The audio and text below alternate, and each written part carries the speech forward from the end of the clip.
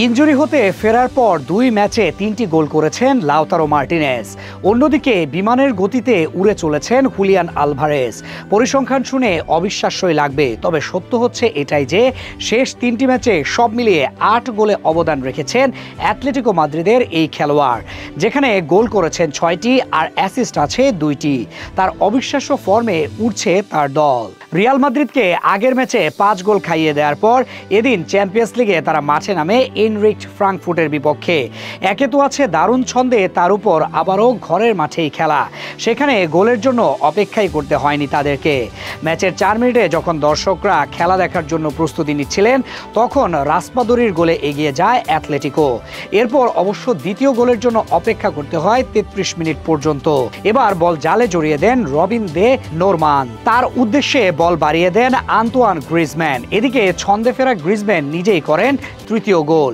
বিরতির আগ মুহূর্তে তার উদ্দেশ্যে বল বাড়িয়ে দেন হুলিয়ান আলভারেজ। এভাবেই তিনি ম্যাচের আলোচনায় চলে আসেন, আর এতে করে সব মিলিয়ে ৩-০ গোলে এগিয়ে থেকেই বিরতিতে যায় অ্যাটলেটিকো মাদ্রিদ। এরপর বিরতি হতে ফিরে এসে গোল করা তো দূর, উল্টা হজম করে বসে একটি, তাতেই যেন দুশ্চিন্তা। তবে কি এভাবেই চলবে খেলা?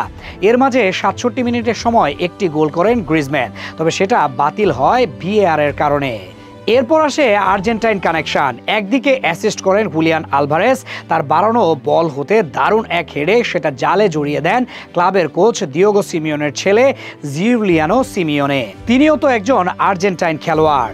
এদিকে এক হালি গোল জালে জড়িয়ে সন্তুষ্ট ছিল না অ্যাটলেটিকো।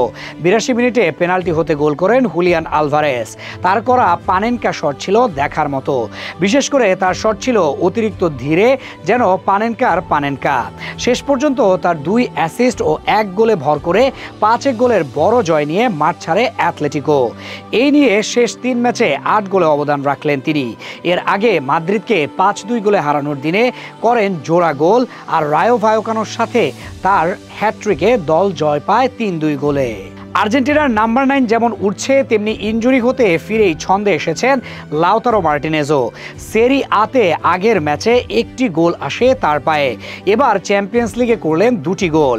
স্লাভিয়া প্রাহার বিপক্ষে ৩০ মিনিটে তার গোলে এগিয়ে যায় ইন্টার মিলান। ৩৪ মিনিটে ব্যবধান দ্বিগুণ করেন ডমফ্রিজ। এরপর ৬৫ মিনিটে আবারও নিজের নাম তোলেন স্কোরশিটে। তাতে লাউতারোর ২ গোলে ভর করে ৩-০ গোলের বড় জয়ে মাঠ ছাড়ে ইন্টার মিলান।